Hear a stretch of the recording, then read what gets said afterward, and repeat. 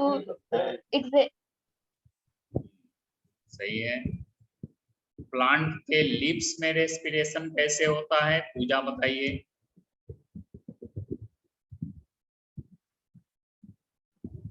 Plant के lips में respiration कैसे होता है? स्टोमाटा के थ्रू। स्टोमाटा से, ठीक है। आगे निशांत बताएंगे, प्लांट के रूट में रेस्पिरेशन कहाँ से होता है?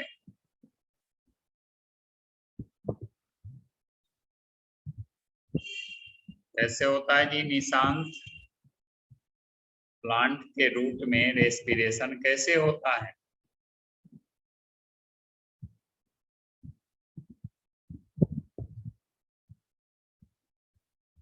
बोलिए। नहीं पता सर।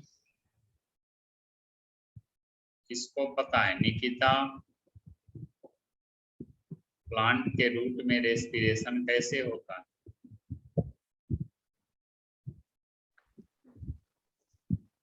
नहीं पता है जी। ऋतिका, निकिता, राधा बताएंगी। सर थ्रू सॉइल, सॉइल में डिसॉल्व ऑक्सीजन रूट लेते हैं। हाँ ठीक है।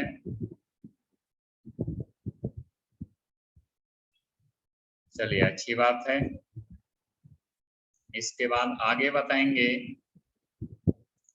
कि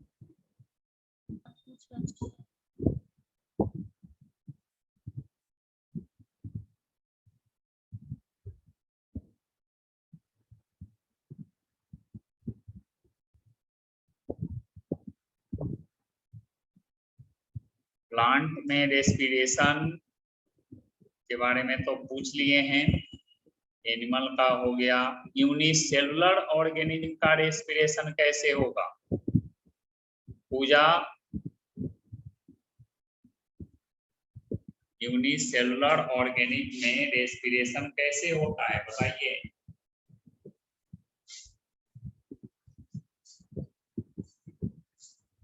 यूनिसेलुलर ऑर्गेनिज्म का रेस्पिरेशन कैसे होगा? डिफ्यूजन से। कौन से प्रोसेस से? डिफ्यूजन।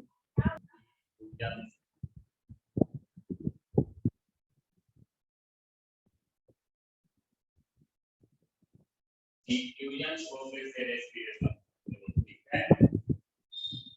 आगे बताते हैं।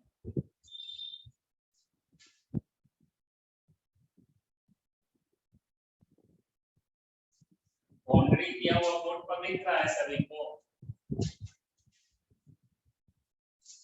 लेफ्ट साइड वाला बाउंड्री नहीं दिख रहा है और ना ही ऊपर वाला।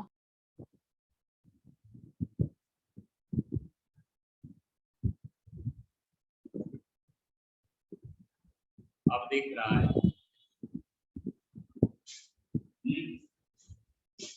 लेफ्ट वाला अच्छे से नहीं दिख रहा है। दोनों दिख रहा है? नहीं दिख रहा है जी।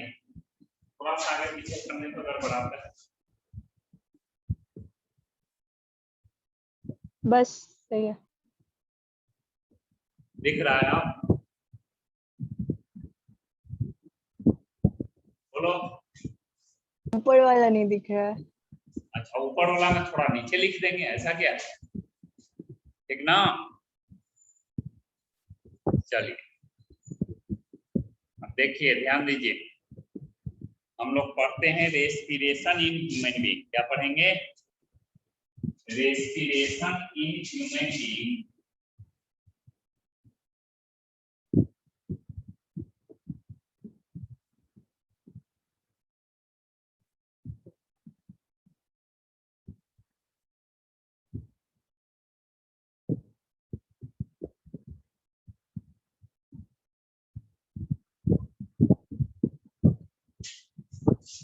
Respiration in human being.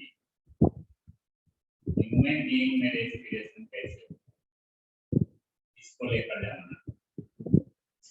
देखो, ह्यूमन बीइंग में रेस्पिरेशन की बात करते हैं। ह्यूमन बीइंग में रेस्पिरेशन स्पेशल ऑर्गन सिस्टम में होता है, जिसको रेस्पिरेटरी सिस्टम कहते हैं। ये बात लिखाए हैं क्या? Yes, sir. Yes. लिखाए हैं ना? Respiration takes place in human being in a special organ system called respiratory system. लिखाए हैं? Yes, sir. पिछले क्लास में आप लिखवाया था. हाँ.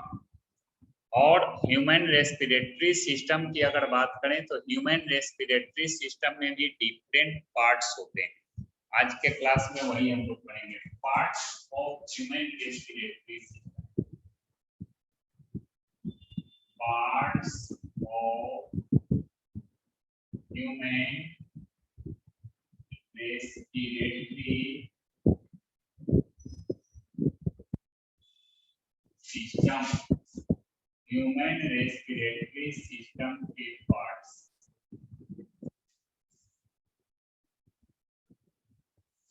देखिए ह्यूमन रेस्पिरेटरी सिस्टम में कौन कौन सा पार्ट होता है इसके बारे में आप देखो. फर्स्ट है नोज एंड नॉस्ट्रिल्स.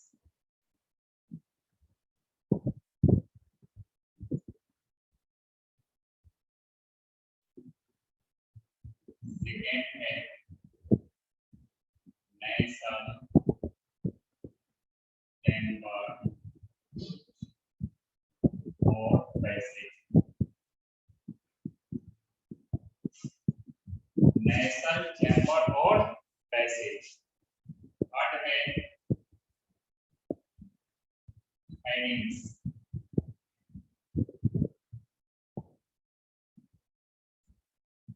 फोर्थ है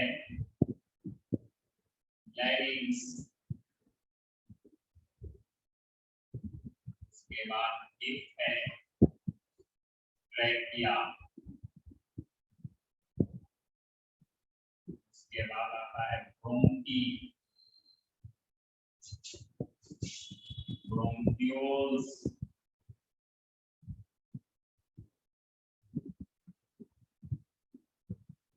alveoli.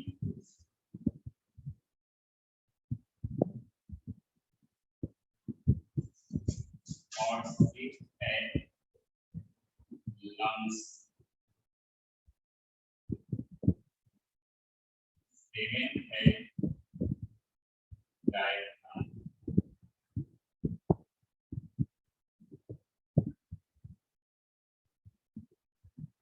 ह्यूमन रेस्पिरेटरी सिस्टम में कितने सारे पार्ट्स होते हैं? सारे पार्ट्स का नेम लिखिए सब लोग.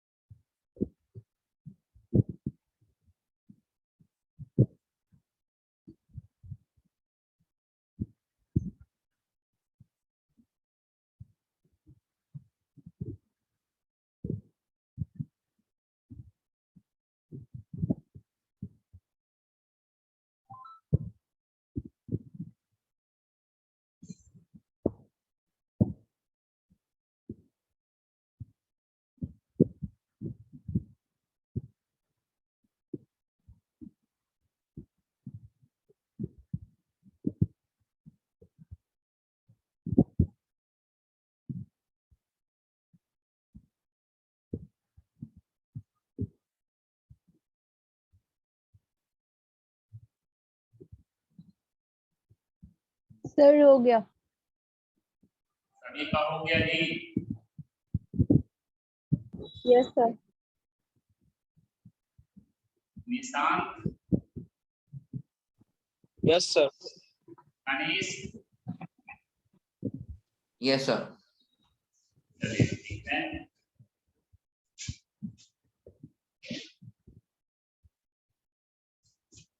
अब देखिए वन बाय वन हम लोग सारे पार्ट्स के बारे में पढ़ेंगे. देखो ह्यूमन रेस्पिरेटरी सिस्टम में जितने भी पार्ट्स हैं इसका एक्सप्लेनेशन करने के लिए होमवर्क रहेगा, ध्यान रखेंगे. ठीक ना? ह्यूमन रेस्पिरेटरी सिस्टम को एक्सप्लेन करने के लिए क्वेश्चन जनरली नहीं देता है, तो इसमें हम लोग क्या सीखेंगे? ह्यूमन रेस्पिरेटरी सिस्टम को एक्सप्लेन करने के लिए अपने से सीखना है। जो वीक टॉपिक है, जो एग्जाम के लिए कम इम्पोर्टेंट है, उसको अपने से एक्सप्लेन करके सीखेंगे, ठीक ना, ताकि लैंग्वेज बनाना आ जाए। और मेनली जो क्वेश्चन आता है वो mechanism of respiration in human being से आता है। तो mechanism of respiration in human beings की बात करें तो इसको हम अपने से लिखाएंगे, ठीक ना। तानिया राज वीडियो ऑन कर लीजिए।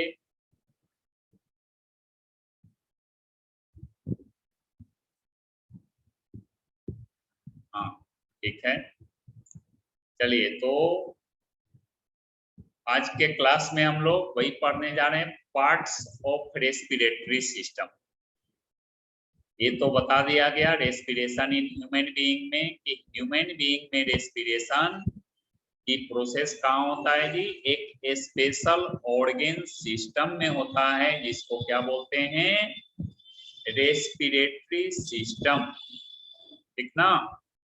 और ह्यूमन रेस्पिरेटरी सिस्टम में भी डिफरेंट पार्ट्स हैं। कौन कौन से पार्ट्स हैं?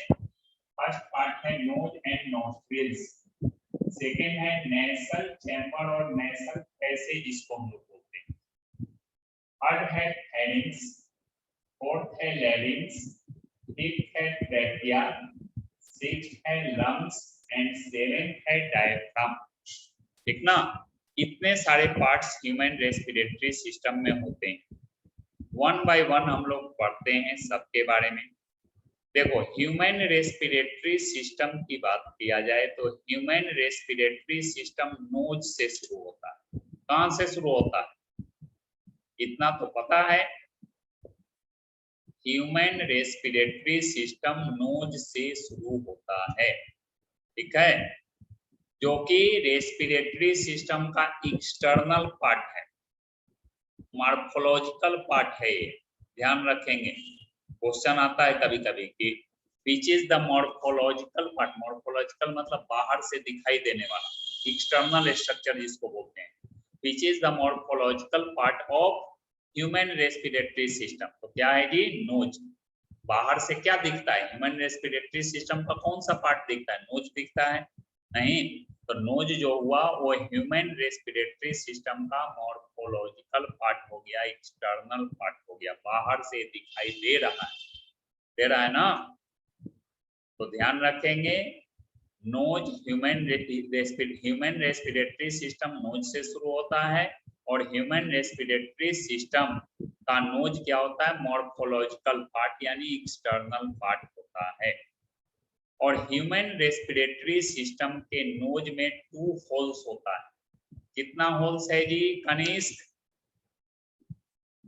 सर 2। निकिता? Sir, 2.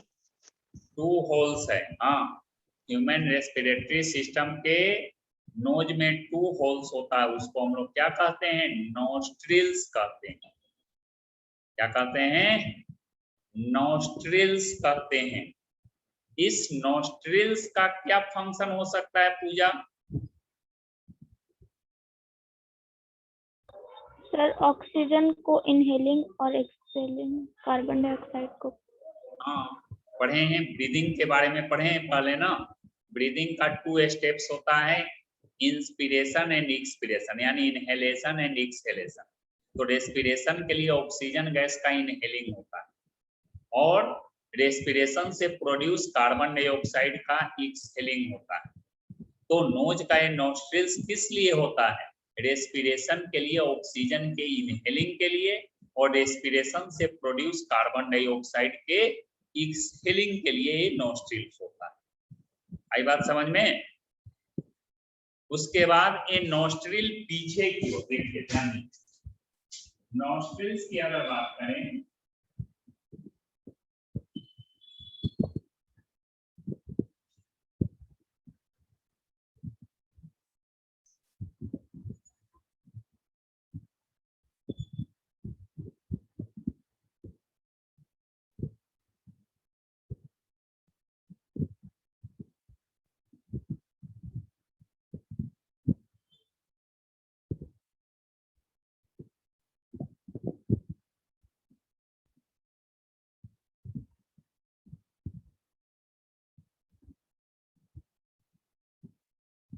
ध्यान देंगे। ये नॉस्ट्रिल्स जो होता है, ये नॉस्ट्रिल्स का क्या फंक्शन होता है? नॉस्ट्रिल ऑक्सीजन रेस्पिरेशन के लिए ऑक्सीजन का इनहेलिंग करता है और रेस्पिरेशन से प्रोड्यूस कार्बन डाइऑक्साइड का एक्सहेलिंग करता है। अब देखो आगे समझो, नॉस्ट्रिल भी पीछे की ओर एक पैसेज में ओपन होता है, कैविटी में ओपन होता है, इसको हम लोग क्या कहते हैं? बीच का कैविटी होता है।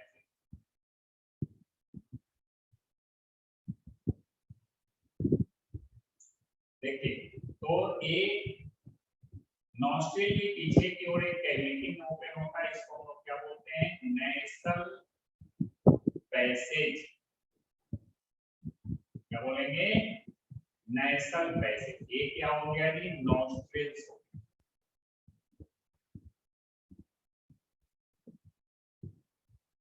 नॉस्ट्रिल्स हो गया, ठीक ना? ये कौन सा स्ट्रक्चर हो गया? नॉस्ट्रिल्स।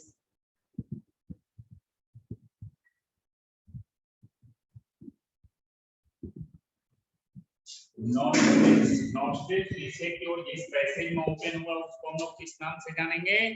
नेसल पैसेज के नाम से जानेंगे। ये नेसल पैसेज की अगर बात करें तो नेसल पैसेज के एंटीरियर पार्ट, एंटीरियर मींस क्या होता है जी राधा? अंदर वाला पार्ट। एंटीरियर मींस ऐसा तो नहीं है। इंटीरियर मींस क्या होता है? सॉरी, एंटीरियर मींस बाहर वाला, इंटीरियर मींस अंदर वाला। इंटीरियर मींस अंदर का, इंटीरियर बोल रहे हैं। इंटीरियर मींस आगे का पार्ट, अब पोस्टीरियर मींस पीछे का पार्ट। तो नेसल पैसेज के इंटीरियर पार्ट, इंटीरियर मतलब आगे के पार्ट में क्या होता है? टीनी हेयर्स होता है। एडल्ट के स्टेज में आने के बाद यहाँ टीनी हेयर्स ग्रो कर जाता है। पता है ये बात? Yes sir. हाँ, तो नॉस्ट्रिल्स पीछे की ओर जिस कैविटी में ओपन होगा उसको हम लोग क्या बोलेंगे? नेसल पैसेज या नेसल चैम्बर, ठीक ना? और या नेसल कैविटी भी इसको हम लोग बोलते हैं। तो नेसल पैसेज के एंटीरियर पार्ट में, आगे के पार्ट में एडल्ट स्टेज आने पर टीनी हेयर्स ग्रो करता है। ये टीनी हेयर्स क्या करता है जी? एयर को फिल्टर करने में हेल्प करता है। नहीं, एयर के साथ पास होने वाले टीनी डस्ट पार्टिकल्स को क्या करता है? रेस्पिरेटरी सिस्टम में जाने से रोकता है, प्रिवेंट करता है। आई बात समझ में? नेसल पैसेज के इंटीरियर पार्ट में जो टीनी हेयर्स है, ये टीनी हेयर्स क्या करता है? तो टीनी हेयर्स रेस्पिरेटरी सिस्टम में एयर के साथ पास होने वाले डस्ट पार्टिकल को जाने से रोकता है।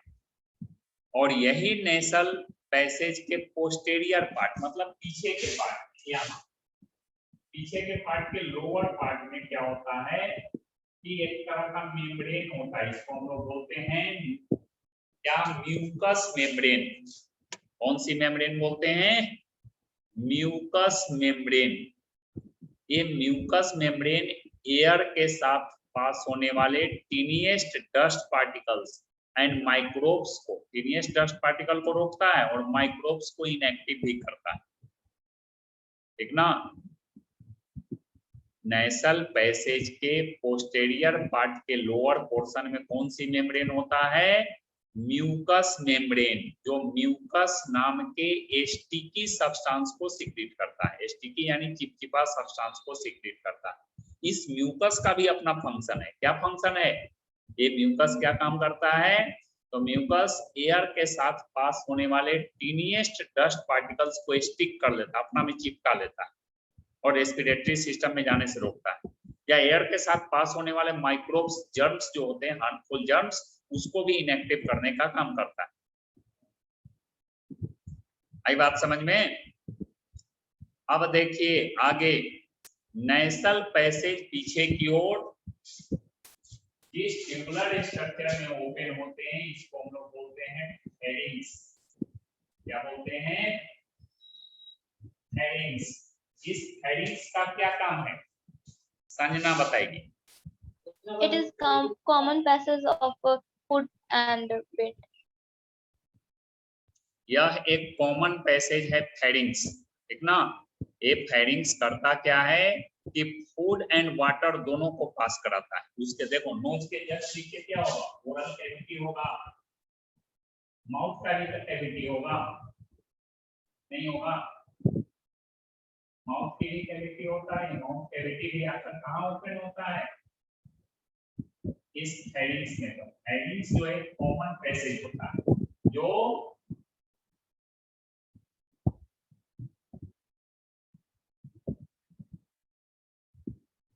फूड एंड एयर दोनों को पास कराने का काम करता है, समझे। यहाँ से माउथ कैविटी से फूड सब्सटेंस जो आ रहा है वो फूड पाइप में जाता है, इसको हम लोग एसोफेगस क्या बोलते हैं, ये समझा रहे हैं। ये डाइजेस्टिव सिस्टम का पार्ट है, लेकिन इसका जो प्रोसेसिंग दिखा देते हैं कैसे होता है। एसोफेगस या इसको हम लोग क्या बोलते हैं, फूड पाइप, फूड पाइप। आई बात समझ में, ये फूड पाइप होता है, ये फूड को पास आउट कराता है, उसके बाद फिर ये उसके बाद एयर को भी ये पास कराता है। कौन, फेरिंग्स, फेरिंग्स से कॉमन पैसेज पर। अब देखिए यहाँ पर क्या होता है कि रेस्पिरेटरी सिस्टम का जो पार्ट होता है इसको हम लोग बोलते हैं, इसको एपिग्लोटिस के नाम से जाना जाता है। इतना फेरिंग्स के नीचे होगा, फेरिंग्स से वाला पार्ट हो गया, फेरिंग्स और ऊपर करते हैं। ये जो पार्ट है ये है फेरिंग्स।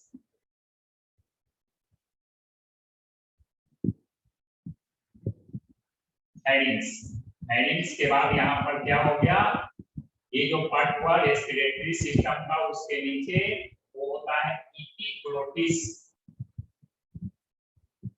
एक फ्लैटेंड स्ट्रक्चर,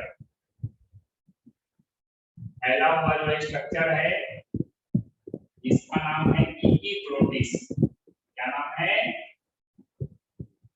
एपिग्लोटिस। कनेक्शन समझना है यहाँ,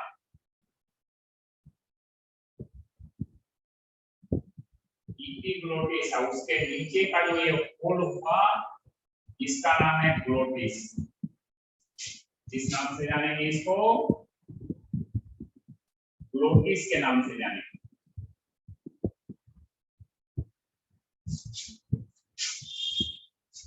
देखो ध्यान दो, एपिग्लोटिस एंड ग्लोटिस। ग्लोटिस जो है फेरिंग्स के लोअर पार्ट का जो होल होता है उसका नाम होता है ग्लोटिस। ग्लोटिस के ऊपर एक फ्लैटेंड स्ट्रक्चर रहता है, चैप्टा मस्कुलर स्ट्रक्चर रहता है, उसको हम लोग किस नाम से जानते हैं, कवरिंग रहता है एक तरह का, उसको हम लोग एपिग्लोटिस के नाम से जानते हैं, ठीक ना।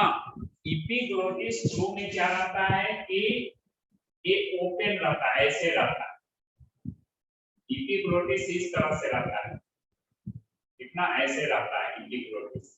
अब जब हम लोग खाना नहीं खाते रहते हैं तो जिस समय फूड सब्सटेंस का स्वेलिंग करते रहते, फूड सब्सटेंस के खाने के क्रम में जब हम लोग सेलोइंग करते हैं, फूड को निगलते हैं, उस क्रम में क्या होता है कि एपिग्लोटिस आकर के इस होल को बंद कर देता है। यहाँ एपिग्लोटिस ग्लोटिस को क्या कर देता है, कवर कर देता है, पूरा कवर कर देता है, ठीक ना। जिसके कारण फूड सब्सटेंस यहाँ रेस्पिरेटरी सिस्टम में नीचे ना आकर के कहाँ आता है, डाइजेस्टिव सिस्टम के पार्ट में आता है, यानी फूड पाइप में आता है। कब, जब वाटर का ड्रिंकिंग करते रहेंगे उस समय, नहीं तो फूड का सेलोइंग करते रहेंगे उस समय क्या होगा, ग्लोटिस के ऊपर जो कवरिंग है एपिग्लोटिस वो आकर के कवर कर देगा। जब खाना है उस समय रेस्पिरेशन की प्रोसेस रुक जाता है। फील करते होंगे कि कंटिन्यू पानी एक गिलास को लगातार अगर हम पी लिए, पानी पीना जब छोड़ते हैं तो रेस्पिरेशन का रेट फास्ट हो जाता है, होता है ऐसा, फील किए हो कभी? Yes, sir. क्यों होता है, क्योंकि उस समय रेस्पिरेशन रुका रहता है, एयर का पासेज रुका रहता है सेलोइंग के समय या ड्रिंकिंग के समय, ठीक ना। इस बात को ध्यान रखेंगे। ग्लोटिस एंड एपिग्लोटिस, ग्लोटिस क्या है, फेरिंग्स के लोअर पार्ट में पाया जाने वाला एक स्मॉल होल है जिसको ग्लोटिस बोलते हैं, और एपिग्लोटिस क्या है, ग्लोटिस को कवर करने वाला एक कवरिंग है, एक लेयर है। तो एपिग्लोटिस ग्लोटिस को कब कवर करता है? तो फूड सब्सटेंस के सेलोइंग के समय या वाटर के ड्रिंकिंग के समय। आई बात समझ में?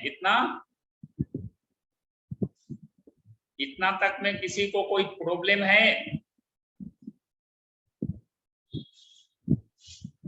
बोलिए।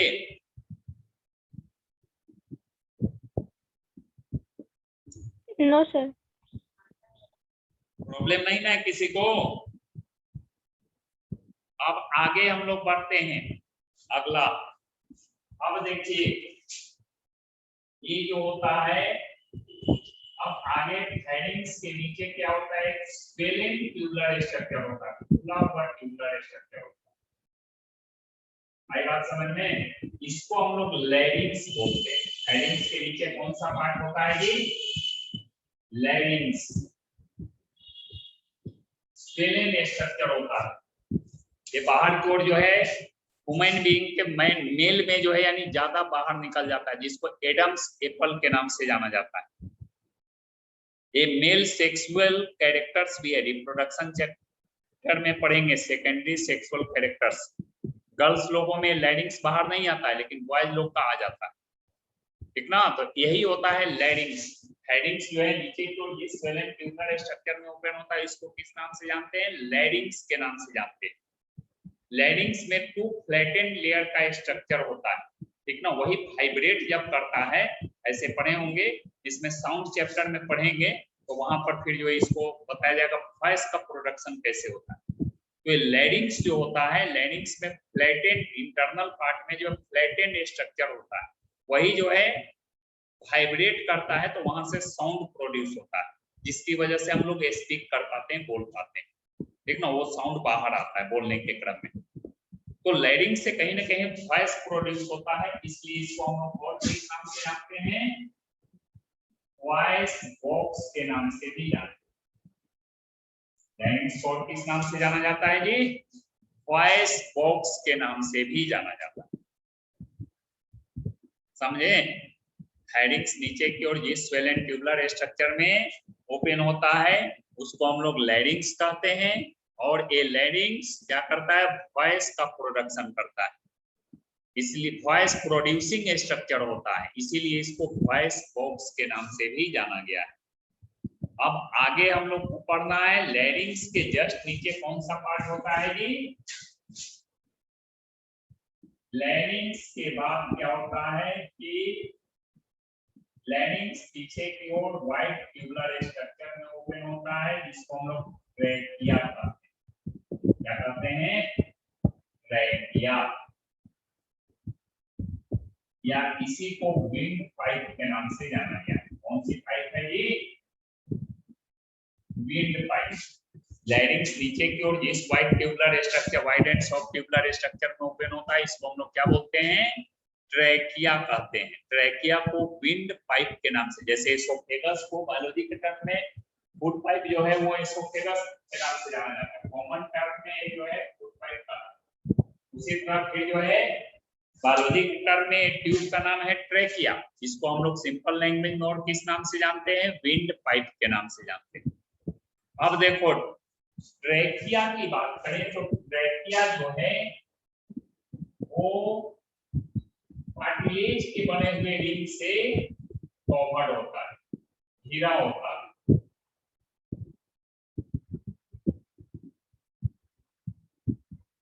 इसको हम लोग बोलते हैं रिंग ऑफ कार्टिलेज,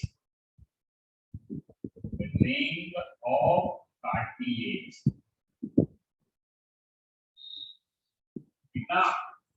ट्रैकिया जो है इससे कवर्ड होता है, रिंग ऑफ कार्टिलेज के बने हुए रिंग से जो है चारों ओर से घिरा होता है।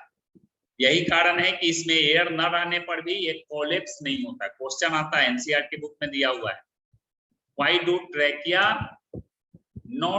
Does trachea not collapse? Trachea collapse क्यों नहीं होता, सिकुड़ता क्यों नहीं है? तो इसलिए नहीं सिकुड़ता है क्योंकि ये कार्टिलेज के बने हुए रिंग से प्रोटेक्टेड होता है, जो ट्रैकिया को कोलैप्स होने से बचाता है, सिकुड़ने से बचाता है। आई बात समझ में? ट्रैकिया जो है जिस रिंग से कवर्ड होगा उसको हम लोग रिंग ऑफ ट्रैकिया बोलेंगे, कार्टिलेज रिंग ऑफ ट्रैकिया या रिंग ऑफ कार्टिलेज के नाम से भी इसको जाना गया है। और ये कोलैप्स क्यों नहीं होता है? क्योंकि ये कार्टिलेज रिंग से ट्रैकिया प्रोटेक्टेड होता है। अब देखिए ट्रैकिया के बाद आगे, ट्रैकिया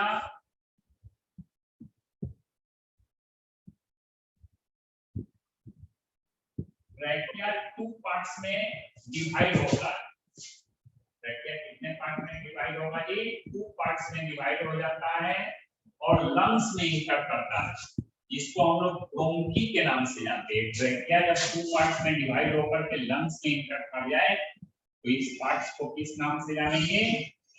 ब्रोंकी के नाम से जानते हैं। किस नाम से जाना जाएगा? ब्रोंकी के नाम से जाना जाएगा।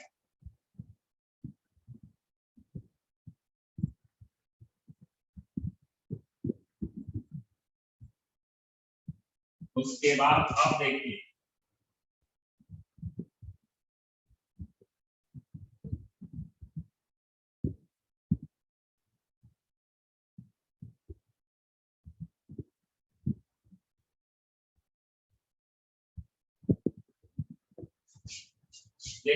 ये ट्रैकिया 2 पार्ट्स में डिवाइड किया और दोनों लंग्स में इंटर कर गया, इसको हम लोग किस नाम से जानेंगे? ब्रोंकी के नाम से जानेंगे।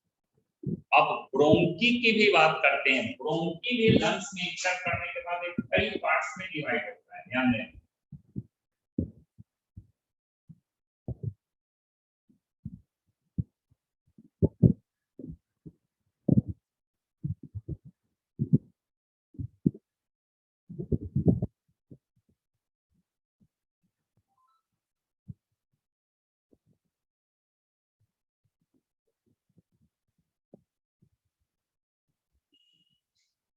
देखिए एक ट्रैकिया फिर क्या होता है कि लंग्स में इंटर करने के बाद कई पार्ट्स में डिवाइड हो जाता है। इस सारे पार्ट्स को हम लोग किस नाम से जानते हैं?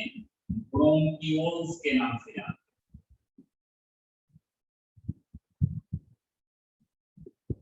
और एक प्रत्येक ब्रोंकियोल्स सैक लाइक स्ट्रक्चर में क्लोज हो जाता है।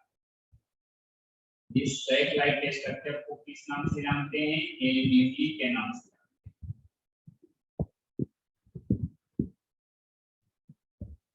इतना ट्रैकिया कैसे डिवाइड हुआ ये बात समझ में आया? लैरिंक्स इस wide and soft and wide tubular structure में ओपन हुआ, इसको ट्रैकिया कहें। ट्रैकिया कार्टिलेज रिंग से प्रोटेक्टेड होता है, जिसकी वजह से ट्रैकिया कोलैप्स होने से बच जाता है और ट्रैकिया आगे चल करके 2 पार्ट्स में डिवाइड होकर लंग्स में इंटर करता है। उसको क्या बोलते हैं? ब्रोंकी कहते हैं। और ब्रोंकी लंग्स में इंटर करने के बाद कई पार्ट्स में डिवाइड हो जाता है, उसको किस नाम से जानते हैं? ब्रोंकियोल्स के नाम से जानते हैं। अब प्रत्येक ब्रोंकियोल्स के जिस सैक लाइक स्ट्रक्चर में क्लोज हो जाता है, इसको हम लोग किस नाम से जानते हैं? एल्वियोली के नाम से जानते हैं।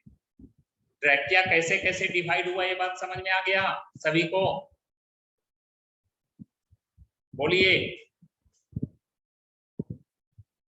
तुम लोग बोलते ही नहीं हो जी, ना हाँ बोलते हो ना बोलते हो। आया जी कनिष्क? सर ऊपर वाला नोजल पैसेज के बाद क्या? ऊपर का ना फेरिंक्स और एपिग्लोटिस वाला नहीं समझ आ रहा। जिस समय हम पूछे थे तो सब बोला यस सर। बोली थी जी राधा? No sir. नहीं बोले थे। सबसे बड़ा प्रॉब्लम 10th क्लास में है कि सब कहवे नहीं करता है कुछ हो। हाँ सर समझे कि नहीं समझे, बाद में जब क्वेश्चन पूछे तो बताएगा। पढ़ाने वक्त न पूछना चाहिए जी। यहाँ क्या बता रहे थे कि हेडिंग्स के लोअर पार्ट में एक होल होता है, इसको हम लोग क्या बोलते हैं? ग्लोटिस। ग्लोटिस जिस लेयर से कवर्ड होता है उसको क्या कहते हैं? एपिग्लोटिस। एपिग्लोटिस ग्लोटिस को कब कवर्ड करता है? स्वैलोइंग ऑफ फूड या ड्रिंकिंग ऑफ वाटर। वाटर का ड्रिंकिंग करते रहते उस समय, नहीं तो स्वैलोइंग ऑफ फूड के समय। फूड को निगलते रहते हैं, उसके बाद उस समय भी जो ये एपिग्लोटिस ग्लोटिस को कवर किए रहता है। अगर ये नहीं कवर करे तो फूड सब्सटेंस कहाँ आ जाएगा, जाना चाहिए डाइजेस्टिव सिस्टम में, चबाएगा रेस्पिरेटरी सिस्टम में।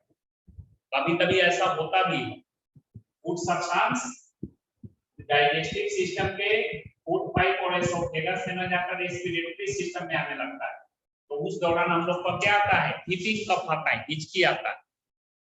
खाना खाने के क्रम में सुनते होंगे कि खाना सड़क गया, या पानी पीने के क्रम में, तो उसी को क्या कहते हैं, सरकना कहते हैं। हिपिंग कफ के नहीं, हिचकी आना शुरू होता है, हिपिंग कफ आता है। हिपिंग कफ आता है तो अंदर से लंग्स जब झटका देता है ऊपर की ओर, तब फिर क्या होता है, फूड सब्सटेंस से रेस्पिरेटरी सिस्टम में जो आ रहा था वो फिर से डाइजेस्टिव सिस्टम में जाने लगता है। ये तब तक होते रहेगा जब तक कि यहाँ रेस्पिरेटरी सिस्टम में आया हुआ फूड सब्सटेंस यहाँ डाइजेस्टिव सिस्टम में ना आ जाए। तब तक खाना खाने के क्रम में अगर कभी हिचकी शुरू हो गया तो उस समय तक ही आते रहता है। तो सुनते होंगे कि पानी पीने पर वो ठीक हो जाता है। पानी जब हम लोग पीते हैं तो उस क्रम में फूड सब्सटेंस क्या होता है, देखना पानी पीने के क्रम में यहाँ जो है लैरिंक्स थोड़ा ऊपर नीचे होता है, ऊपर नीचे होता है, फील किए हो कभी? फूड सब्सटेंस का सैलोइंग करते हैं, नहीं तो वाटर का ड्रिंकिंग करते हैं, उस समय यहाँ का मौसम देखिएगा आईना में, वो ऊपर की ओर आता है, फिर नीचे आता है, फिर ऊपर आता है, नीचे आता है, ऐसा होता है। तो उस क्रम में फूड सब्सटेंस रेस्पिरेटरी सिस्टम में जो आने वाला फूड सब्सटेंस था कहाँ गया, डाइजेस्टिव सिस्टम में आ गया, फिर हिचकी बंद हो जाता है, हिपिंग कफ बंद हो जाता है, समझे? वही एपिग्लोटिस है जो ग्लोटिस को कवर करता है। इस समय फूड के सैलोइंग के समय या ड्रिंकिंग ऑफ वाटर के समय, नहीं तो बाकी समय में क्या होता है, ये अनकवर्ड रहता है, बिना ढका रहता है, साइड में रहता है। सैलोइंग करेंगे उस समय कवर कर लेंगे, ठीक ना? तो ब्रोंकी, ब्रोंक्यूल्स, एल्वियोली, यहाँ नीचे का पार्ट समझ गए? ट्रैकिया कैसे डिवाइड हुआ है? ट्रैकिया टू पार्ट्स में डिवाइड होकर लंग्स में एंटर किया तो ब्रोंकी कहलाया, और ब्रोंकी लंग्स में एंटर करके कई पार्ट्स में डिवाइड हो गया तो ब्रोंक्यूल्स कहलाया।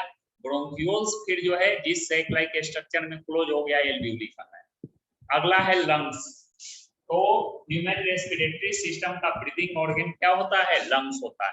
ह्यूमन बीइंग किससे रेस्पिरेशन करता है जी, लंग्स से करता है। और ह्यूमन बीइंग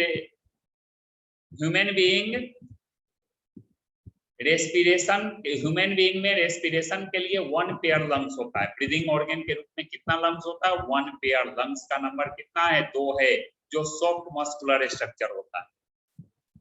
और ये लंग्स कहाँ रहता है, थोरेसिक कैविटी में। थोरेसिक कैविटी समझते हो,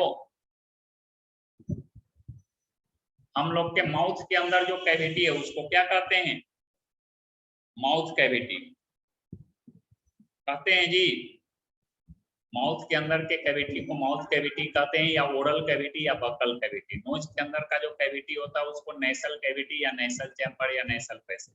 उसी तरह चेस्ट के अंदर जो कैविटी होता है ना, छाती के अंदर का जो कैविटी होता है उसको थोरेसिक कैविटी के नाम से जाना गया। आई बात समझ में? तो थोरेसिक कैविटी में एक केज लाइक स्ट्रक्चर के अंदर होता है जिसको रिब केज कहते हैं। हम लोग का जो बैक बोन होता है, बैक बोन से बोन का जो है पार्ट्स जो है लॉन्गिट्यूडनली पार्ट फिर जो है आकर के हम लोग के वेंट्रल पार्ट में केज लाइक स्ट्रक्चर बनाया है जिसको रिब केज बोलते हैं। उसी रिब केज के अंदर 1 पेयर लंग्स होता है, ठीक ना? लंग्स रिब केज से प्रोटेक्टेड होता है। और दोनों लंग्स के बीच यहाँ पर हार्ट का पोजीशन, यहाँ क्या रहता है, हार्ट रहता है। जो पढ़ेंगे इसके बाद वाला चैप्टर पढ़ेंगे ना, रेस्पिरेटरी इसका ट्रांसपोर्टेशन, तो उसमें बताया जाएगा कि दोनों लंग्स के बीच हार्ट का पोजीशन। और लंग्स क्या होता है, एक मेम्ब्रेन से सराउंडेड होता है, प्रोटेक्टिव मेम्ब्रेन से सराउंडेड होता है जिसको हम लोग प्लूरल मेम्ब्रेन बोलते हैं।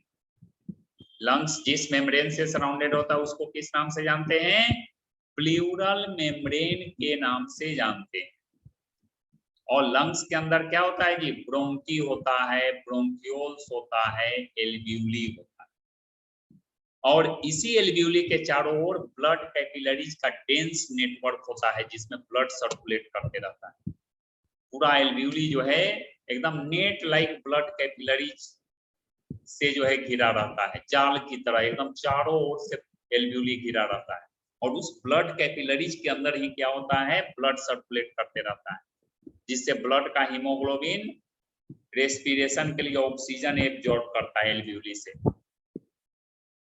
ऑक्सी हीमोग्लोबिन बना करके बॉडी के सारा सेल में पहुंचाता है, जिससे रेस्पिरेशन होता है। रेस्पिरेशन होने के बाद कार्बन डाइऑक्साइड निकल कर जब आएगा यहाँ ब्लड कैपिलरीज में हीमोग्लोबिन के द्वारा कार्बोक्सी हीमोग्लोबिन बनकर, तो वो फिर जो है एल्वियोली में आता है, डिफ्यूज आउट हो जाता है। डिफ्यूजन प्रोसेस से एक्सचेंज होता है, एल्वियोली का ऑक्सीजन डिफ्यूजन प्रोसेस से ऑक्सी हीमोग्लोबिन बनाकर एब्जॉर्ब होगा ब्लड द्वारा, और कार्बोक्सी हीमोग्लोबिन बनाकर कार्बन डाइऑक्साइड डिफ्यूज होकर एल्वियोली में आएगा, तब फिर एक्सपीरेशन होगा। वो आगे पढ़ेंगे mechanism of respiration in human being. अभी सिर्फ रेस्पिरेटरी सिस्टम के पार्ट्स को लेकर समझा रहे हैं। तो लंग्स के अंदर इतना फीचर होता है, उसके बाद दोनों लंग्स के नीचे में क्या होता है,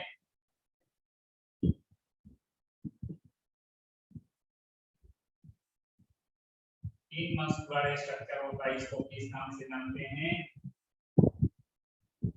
इसको हम लोग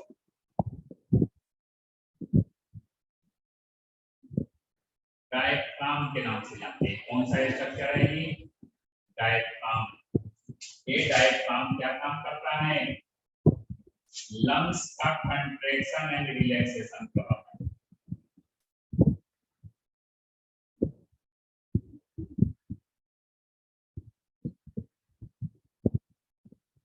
ये डायफ्राम का क्या फंक्शन है, डायफ्राम लंग्स का कंट्रैक्शन एंड रिलैक्सेशन करवाता है। देखो बिल्कुल स्ट्रेट है तो लंग्स को कंट्रैक्ट किए हुए, और जैसे ऊपर की ओर एक कर्व होगा, इस डायरेक्शन में जब ऐसे कर्व हो जाएगा ये डायफ्राम, तो लंग्स जो है यानी क्या होगा, रिलैक्स हो जाएगा। स्ट्रेट रहेगा तो कंट्रैक्ट कर जाएगा, प्रेशर पड़ता है ऊपर से लंग्स पर, स्ट्रेट रहने पर तो लंग्स का कंट्रैक्शन होगा, उस दौरान एक्सपीरेशन होगा। और फिर जो है जैसे ऊपर की ओर डायफ्राम कर्व होगा तो लंग्स में एक्सपेंशन हो जाएगा, तब उस समय जो है इंस्पिरेशन होता है, ठीक ना। इंस्पिरेशन भी जो होता है, इंस्पिरेशन एंड एक्सपिरेशन, और लंग्स के कंट्रैक्शन एंड रिलैक्सेशन पर डिपेंड करता है। जब लंग्स कंट्रैक्ट करता है तो एल्वियोली में भरा हुआ कार्बन डाइऑक्साइड पर प्रेशर पड़ता है, जिसकी वजह से कार्बन डाइऑक्साइड का एक्सपिरेशन हो जाता है।